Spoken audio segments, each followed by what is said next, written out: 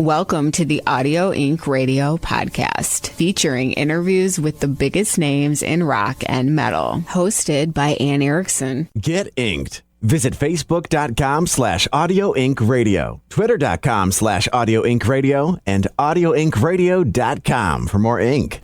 I'm waiting, still waiting, and waiting some more for concerts to be back. I have no idea if or when that'll happen this year, but I miss concerts in a major way. But thankfully, I'm so excited that I get to rock out with you right here on the podcast, talk to some great rock and metal musicians, the biggest names in rock and metal. That's kind of the tagline of the podcast. Thank you so much for rocking with me. It means a lot. I put a lot of heart and soul and stuff like that into the podcast. So it's awesome to have you here. I'm Anne Erickson, and since we don't have concerts right now, at least not where I am, we have no small shows, no medium shows, and no big shows. But I find myself reflecting on some of my favorite concert memories. One that I've talked about before on the podcast because it was kind of early on in my whole concert going life, or whatever you want to call it, but was Ozzfest. I was so stoked to go to Ozzfest. This was, I can't remember how many years ago, but this was when Ozzfest was just I think it was 5 or 6 dates that year, but it wasn't the year where Ozzfest was all over, because for many years, obviously, Ozzfest was all over the place at every major venue. But this was when Ozzfest just had a handful of dates, and it was the final time that they had it at more than just a one-time deal, which is how they had been doing it towards the end, just one big Ozzfest event. But in any case, I went to Chicago with my friend Rebecca to check out Ozzfest, and I had no idea what I was in for, but I knew that it was going to be fun. I knew it was going to be a blast because, first of all, it's Ozzfest. How can you not have fun at Ozzfest? I think that's pretty much impossible. But also a new venue. I'd never been to Tinley Park in Chicago, which usually I go to the venues lately, obviously in Detroit, but Tinley Park in Chicago, I'd never been there, and I was very excited to check that out. It was a beautiful venue, just kind of your typical amphitheater type venue, but it was new and different for me, and it was huge, and it was so cool to see this music in a whole different setting. So I really want to go back there someday. I always check out their lineup there at Tinley Park. But something cool, Ozzfest was so different. It had a really broad range of acts on there that year, and they had the real deal metal stuff. This wasn't poppy metal or little fun metal. I don't know how else to put it, but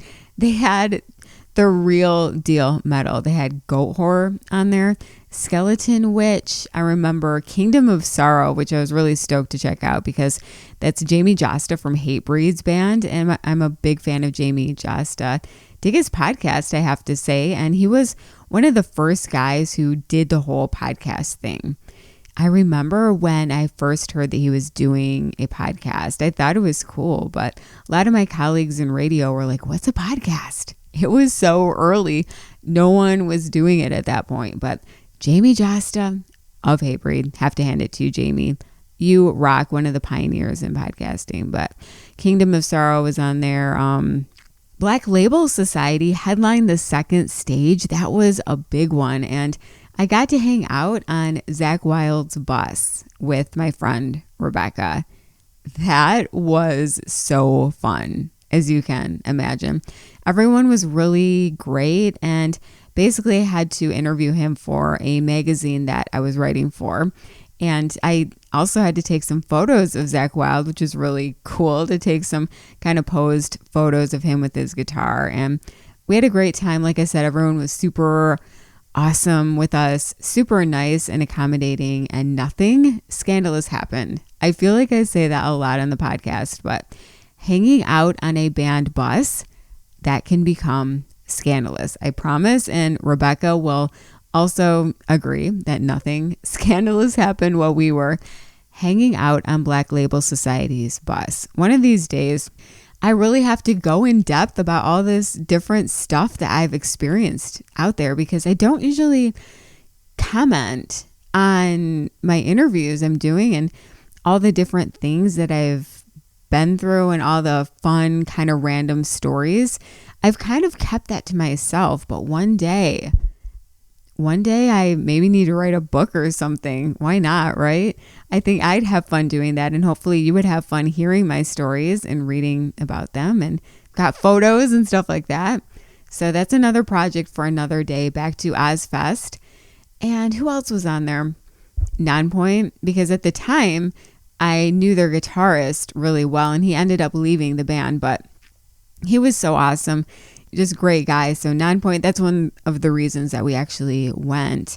Halford, which is Rob Halford from Judas Priest's solo band, which I loved that band. And we got to hang out with Halford a lot. Not Rob at that. I think we hung out a little bit with Rob, but it was mainly his band. It was so cool. They invited us to hang out, and we hung out, I think, pretty much one of those nights, the whole night. So that was a lot of fun. Really talented band, man. I mean, I was blown away by their show, but I was blown away by most of the performances. And this was, like I said, kind of early on in my whole career. I don't know. It sounds weird to call it that, but in my career, quote unquote. So it was all very new for me, very novel. And I fell in love with what I do now, the interviewing and photos and radio and writing and all that stuff. But we had a blast. Rebecca, my partner in crime for life. We have to make it to another festival soon. Motley Crue was also on there, and it's such a bummer we missed their set. How does that happen, right? We were hanging out somewhere backstage. Again, nothing scandalous, but we missed their set. And I heard them, though. I heard them, but I wasn't really there to see it and everything. So that's why I really want to see Motley Crue on this tour with Def Leppard, because I have to see them. Never seen them except that one time that I pretty much did not see them at Ozfest. But in any case, the headliner and my point of this whole memory and story, Ozzy Osbourne. Of course, because it's Ozfest. Who else would headline Ozfest, right? But Ozzy Osbourne headlined, and, Black Label Society headlined the second stage, which is Zakk Wylde's band, of course, who at the time was Ozzy's former guitarist, but Zakk is now back with Ozzy, which is cool. A guy by the name of Gus G, he was Ozzy's guitarist. He was his new guitarist. They had just released Scream. I think they just released Scream. Gus G was a big part of the news in the metal world at the time, because it was like, wow, Ozzy went and got this guy. This is Ozzy's new guitarist. Let's meet him. Let's learn about him. He was already very well known because he is still in this band Firewind, which is what we're going to talk about today. But he came from Firewind, and some people in the US were not very familiar with him. But boy, all you had to do was see him on stage with Ozzy, and that was it. You were sold. He was that good. And of course, this was my first time seeing Ozzy or Gus G, and I did not know what to expect. I was very honored because I was the only photographer allowed to take photos of Ozzy's set. And it was because I was doing a magazine spread on Gus G. So I was taking photos of Gus G. He had this killer solo in the middle of the set, and I got escorted to the front to do my photos, and he ripped it. He just tore it up. Unbelievable guitar playing. So good. So that was a thrill to be able to photograph him there. And I remember his rig and stuff like that for kind of a gear feature.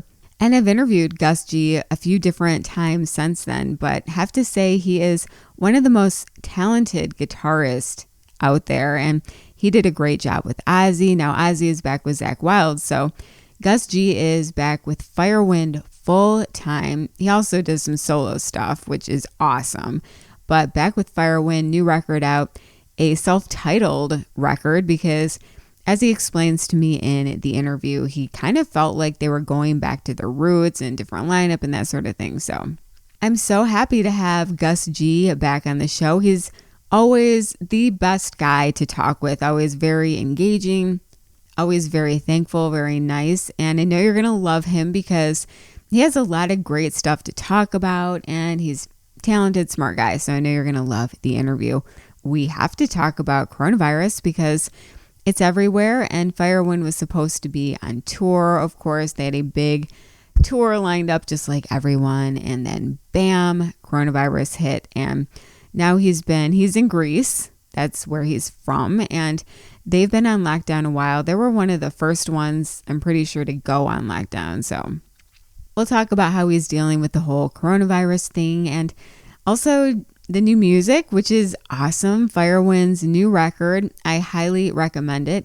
Chock full of great power metal. It's an awesome record. So we'll talk all about that and the inspiration behind different tracks on there. And also if he is doing anything with his solo music, because as I mentioned, he does a lot of solo stuff and it's all been very well received. It's great stuff. So I, for one, would like a new solo record, and I'm sure that a lot of people out there would. So talk with him about that and see what he has been up to.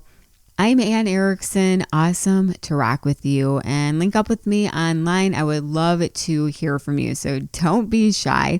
You'll find me on Twitter and Snapchat at Anne Erickson, Instagram and TikTok at Erickson Anne, plus Facebook, and you can easily find all of my socials at itsmeanne.com. Also, subscribe. I really would appreciate it if you would hit that subscribe button or follow if you're on Spotify. It says something different wherever you listen. Please subscribe so that I can hand deliver a new episode right to you as soon as it's out. I definitely appreciate the subscriptions. Also, please leave a 5-star review. It always really helps. Thank you for all your awesome support. Let's do it. Here's Gus G of Firewind. Hey everybody, this is Gus G from Firewind, and you're listening to Audio Inc. Radio with Anne Erickson. Well, hey, it's awesome to talk with you. Thanks for chatting. I know it's a little bit busy with the new record. Yeah, it's busy, but at the same time, it's there's a lot of time right now. I have all the time in the world to so it's good for me that I'm actually staying busy and doing a lot of promo for the record. I mean, we are all locked inside at home, so here as well, as you know, pretty much the whole world right now is locked down. So yeah, I see you're in Detroit, right? Yeah, Detroit. You're on lockdown there? Oh yeah, I mean, we actually are a hotspot in America, so it's total lockdown right now. We have been for a few weeks. Okay, yeah, well, let's just hope everything is over as soon as possible. I know, I really hope so. We'll definitely get into that in the interview. But first of all, I want to talk about, the record, of course. Congrats on the new record. Why did you guys decide to go with a self-titled record this time and at this point in Firewind's career?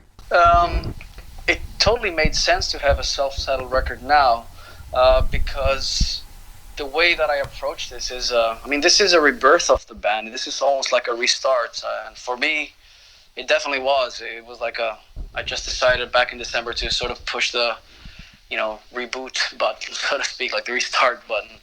We went through a big lineup change. Not only we changed singer, but we went from a 5-piece to a 4-piece. So it was time for me to reimagine the band and how we could move forward, as if I was to reintroduce the band today in 2020, how would I do it? And that fact, and also the fact that I feel that the new record is a little bit of like a collective of all the elements of all the past elements from our past records. So it really made sense to have the self-titled album, since we never did that on our debut. So why not now on the 9th record? We did start out as a 4-piece band on the first 2 records. So I wanted to sort of, once Bob, our keyboard player, decided to step down from touring overall and all that, so I thought, well, maybe it's a good opportunity for me to sort of reimagine the sound of the band. There's still keyboards on the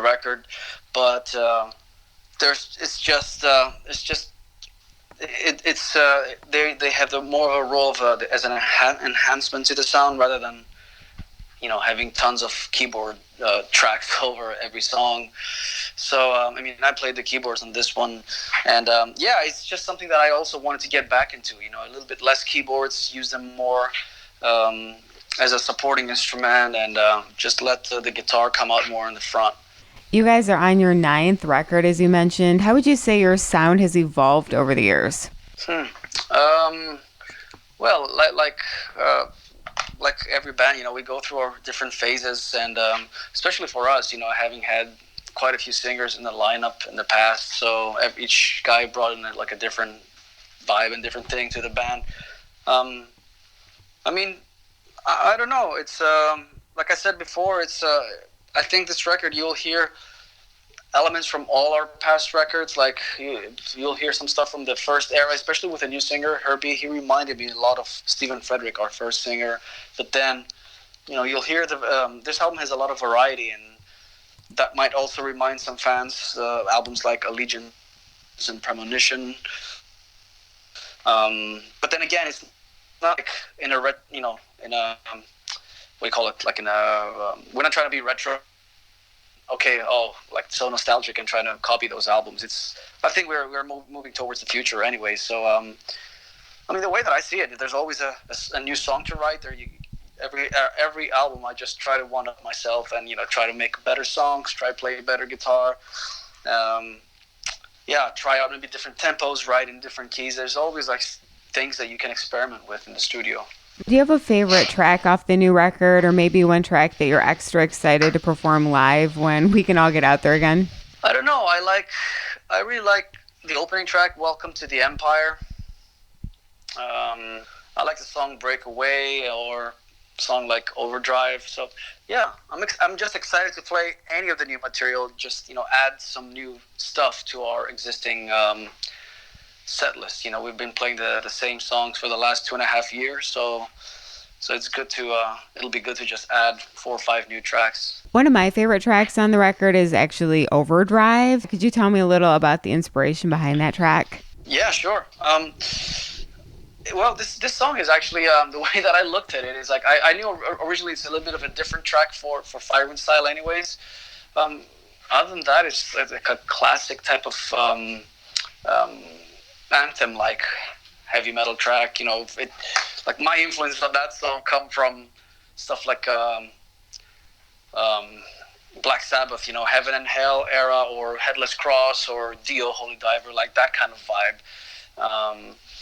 Anyways, I sent it to Herbie and I said to him, hey, check this out. It's a little bit different, but maybe we can make this anthem type of thing. And then he thought about, hey, why don't we make a song about celebration of our music, heavy metal and the fans that support it, and just, how much we feel the drive and the need to do this, So that's what that song is about. Just, I wanted to have something where hopefully it could be like one of those anthem-like tracks that everybody just raise their fists in the air in a concert and everybody sing along. So I think it came out pretty cool. It's not like reinventing the wheel or anything, but if it's done good, I think it can be a cool thing. And yeah, like I said, I was a bit skeptical in the beginning, but in the end, I think it earned a place on the track list. Yeah, no, that's funny because it is my favorite track off the record, and it's funny to hear that you guys weren't sure about it at first.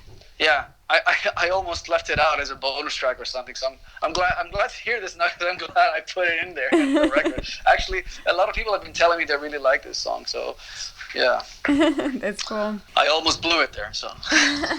The coronavirus thing, of course, is so wide-reaching. How long have you guys been on lockdown over there?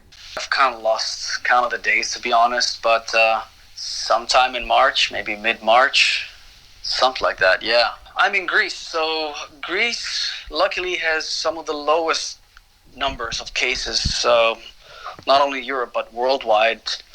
I think we only 75 people died so far, and maybe like 2,000, 3,000 confirmed cases, maybe this. So the numbers are low.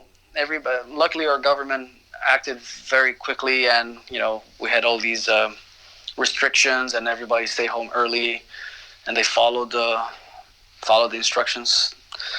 And yeah, so we've been able to confine it, but it's how it is. Like, even if you have this kind of low numbers, it's very easy for the whole thing to spread if everybody goes like, okay, it's great now, it's a nice day, let's go outside. So yeah, so I mean, we're just basically staying in and monitoring the news every day, see how things go, and just hope for the best. And I really hope everybody can do their part, not only in my country, but everywhere. Really, we all need to do this now. How are you seeing the coronavirus pandemic impact those in the music business who obviously had tours set up, make a living on the road? I mean, the touring industry is basically shutting down. It's shut down right now. There's nothing happening, and that is a big question. Like, nobody knows what will be left of it when all this is over, you know. Which venues will still be open, which music venues will be able to pull through this. It's going to hurt a lot of people, you know, people that work, you know, venue owners, promoters, musicians, of course, crew members. Everybody's out of work right now. So it's tough. I don't know. I've been hearing opinions left and right, you know, maybe that it could be, we could start again doing small shows again or something. I really don't know. It's hard to say. And I mean, think about the festivals as well. I mean, there's probably not going to be any festivals this year. I think a lot of American festivals got canceled, right? Oh yeah, so many. All the big spring ones got canceled, and I just see more and more every day. Yeah, and the same here. You know, like the big ones here that happen in June, like Download and Hellfest and all those big metal festivals. They're done for the year. They're not happening. It'll be interesting to see how it will be like after all this. And even like I see a lot of people rescheduling tours for the fall. I mean, I'm not even sure if that is a good idea, because if we don't have a proper vaccine for another year, I don't think it will be safe to have more than 50 or 60 people in a venue at a time to play a show for, so. Some of the models are showing a big resurgence in the fall. And so when I see those tours rescheduled, it just makes me wonder if it's really going to happen. Yeah. We just, we hear all kinds of, like nobody can really predict right now. You can only speculate and be like, oh, maybe not now, maybe next year. So I would probably say that this, my gut feeling is that this year is done. It's shot, for live events. I would probably revisit this for 2021. So this is how I'm feeling things, but I could be terribly wrong. Everything, like the whole game could change, could be in a month from now. Maybe there's some sort of cure, some sort of vaccine, and then the world gets back to normal in a couple of months. Who knows, really? Nobody can predict, yeah. What are you doing with your unexpected downtime? Just spending time here with the family, with the cats. Watching a lot of movies. I've been taking time actually to write some. I've been writing some new riffs, also revisiting some old ideas that I had and working on it a little bit, and of course doing a lot of interviews, because we still have the album release to look forward to. So I'm busy promoting that and talking to people about it. So that's a nice thing. At least I get to connect with people all over the world and talk about the album, and also check in with how's everybody doing. So do you have any plans to release a new solo album anytime soon? It's not in the immediate plans right now, because I was so focused on getting this Firewind album together, and we went through so many difficulties, with the production, like with changing members in the middle of it, and basically we had set up a whole world tour. We were supposed to start May 15th in the States with Symphony X and Primal Fear, and that tour was postponed now to next year. So like I was actually planning the rest of the year for me to be just basically keep on the road with Firewind, and then see what I'm gonna do with a solo record. But maybe now I can have some more downtime to write more stuff for it. Right. I'm actually thinking of doing an instrumental record up next for my solo effort. That'd be awesome. That'd be perfect for you. Yeah. I think it's about time to try and do that, because I've done all the collaborations and stuff on my first 2 or 3 records, And I think probably what people also that's what people would expect from me as well. When I put out a solo record, they would probably expect it to be a guitar record and kind of like let the guitar be the voice. So I think that will be the next project for me that I would like to do. So obviously you spent years as Ozzy's lead guitarist, and I was wondering how Ozzy's doing, if you've, kept in touch with the whole Parkinson's thing going on. Like everybody else, I've been reading all the updates online and on various websites. He went through a pretty rough year, and I saw he had to reschedule his tour for a couple of times. And I actually reached out to Sharon because I sent her a couple of emails during this year and just wanted to say, just wish Ozzy to get well soon, and just that he was in my thoughts and everything. And I heard back, and she said thank you. Ozzy was happy and all that, so was happy to hear from me. But other than that, we haven't really kept in touch. It's not like I call him every day or anything. So, but it's good to say hello and see how they're doing, of course. And I'm glad that he's recovering. That's the latest I saw.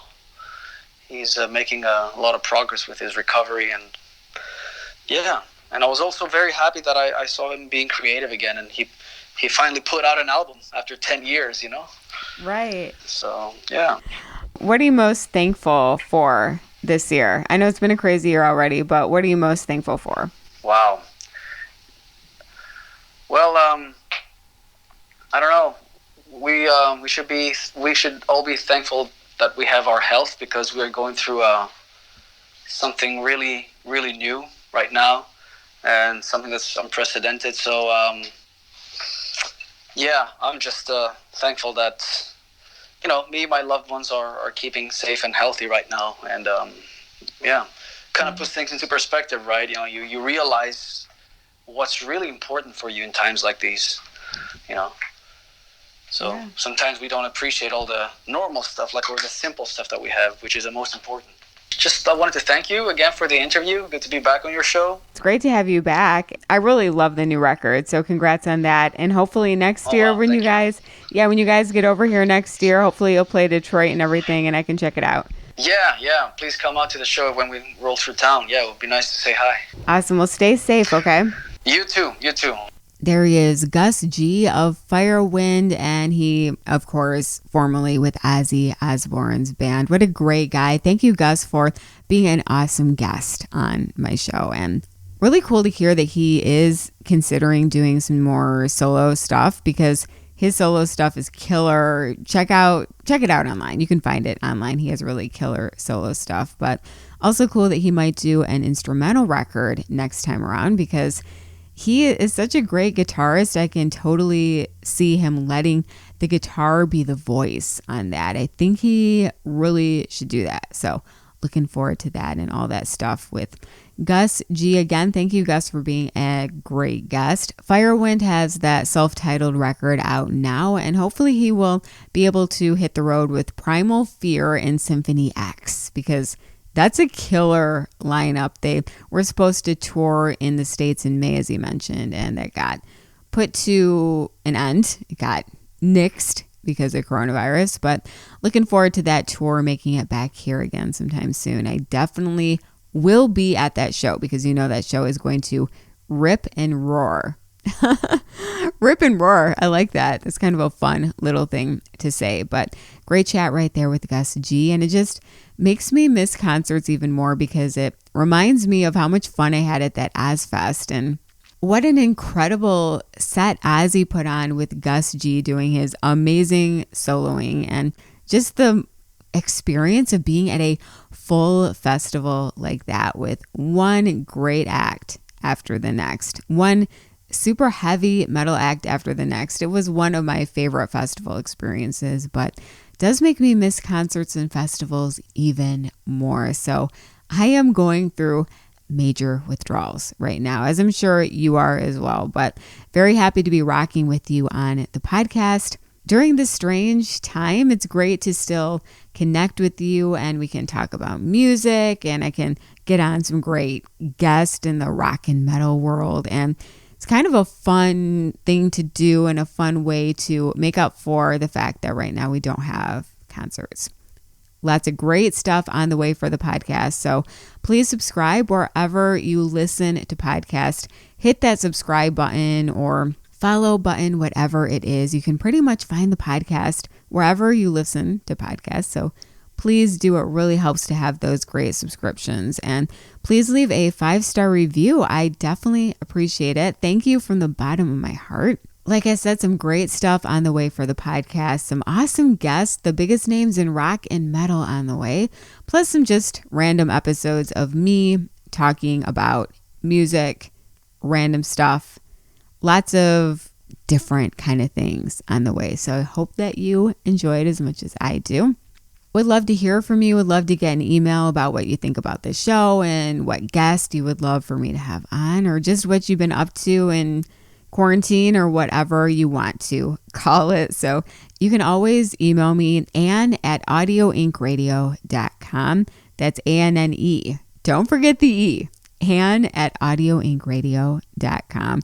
Plus, hit me up on social media, Twitter and Snapchat at Anne Erickson, Instagram and TikTok at Erickson Anne, Facebook and all of my socials up there at itsmeanne.com. And you can find that in the comment area too. I think I put some of my socials at least in the comment area. So love to hear from you, love to rock out with you and talk about music, talk about life, talk about whatever. So link up with me. Once again, thank you for rocking with me on the podcast. You are the best. Until next time, be safe, be well. God bless you, and thank you for rocking. We'll rock soon. It's the cutting edge of new music and the forefront of rock. It's Audio Inc. with Anne. Thanks for listening to another episode of the Audio Inc. Radio Podcast. Subscribe to our channel so you never miss an episode. Get inked online at audioinkradio.com. I'm Anne Erickson for the Audio Inc. Radio Podcast.